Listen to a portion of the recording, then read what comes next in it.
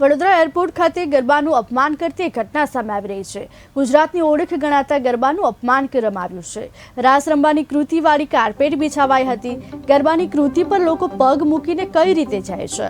ગરબાની કૃતિવાળું કાર્પેટ હટાવી લેવા માટે અલ્ટિમેટમ આપવામાં આવ્યું હતું, જો કે અપમાન કરનારો સામે આંદોલનની પણ ચીમકી ઉચ્ચારવામાં આવી છે। દુઃખ સાથે કહેવું પડે કે વડોદરા એરપોર્ટ ઓથોરિટી આવી બેદરકારી રાખશે।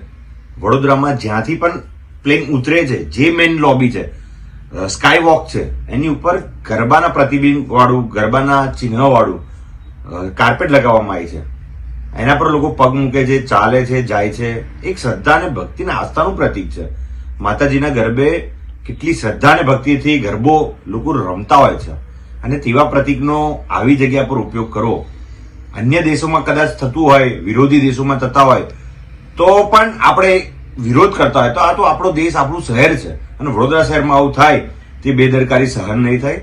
એરપોર્ટ ઓથોરિટીને અમે કીધું છે 7 દિવસમાં એ કાર્પેટ નહીં હટે તો અમે આના વિરુદ્ધ ઉગ્ર આંદોલન પણ કરીશું, કાયદાકીય પગલાં પણ ભરીશું, અને અમારી વિનંતી છે એરપોર્ટ ઓથોરિટીને કે જે કોઈ એરપોર્ટના લાગતા વળગતા જે કોઈ લોકો હોય કે તાત્કાલિક ધોરણે આ કાર્પેટ બદલે। એક દુઃખ સાથે કહેવું પડે કે વડોદરા એરપોર્ટ